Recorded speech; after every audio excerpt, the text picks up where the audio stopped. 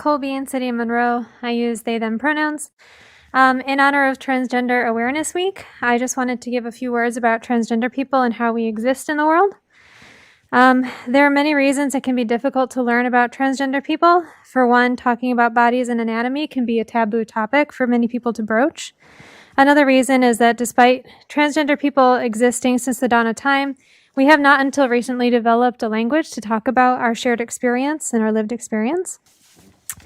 Many people simply don't know any transgender people personally who are publicly out, and like with race and culture, transgender people are not a monolith, so we have complex lives and do not seek the same things in our gender expression or in our identity. In Latin, cis means on this side, and trans means on the other side. So cisgender could be described as people whose gender is on the same side as the sex that they were assigned at birth.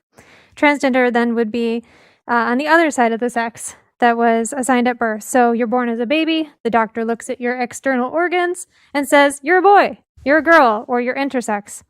But then if you're transgender, as your mind and body grow, you discover that perhaps the gender that society has assigned you doesn't fit who you really are.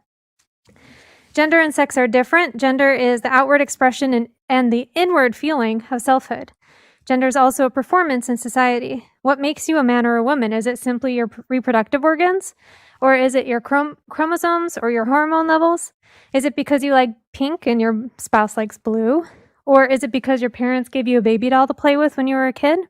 If you woke up tomorrow with different reproductive organs, would you throw up your hands and say, oh, I guess I'm going to live my life completely differently now?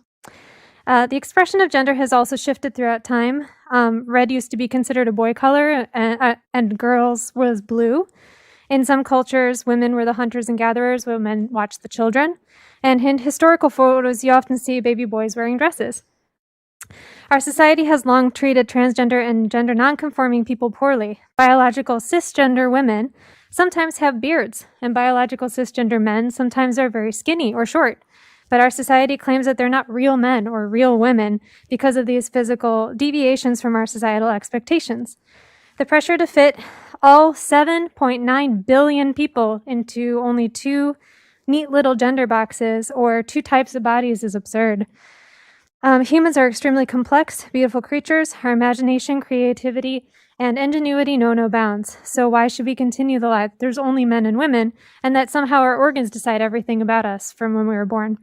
Like last year, I plan to hold an online vigil for transgender people who were taken before their time due to poverty or discrimination, suicide, or murder. This will be held on November 20th. It's Transgender Day of Remembrance at 7 p.m. We have a link to that event on the Good Trouble Monroe Facebook page. So thank you, and I hope that you'll take some time this week to learn a little bit more about transgender issues in our lives. Thank you. Thank you, Cole. Other comments?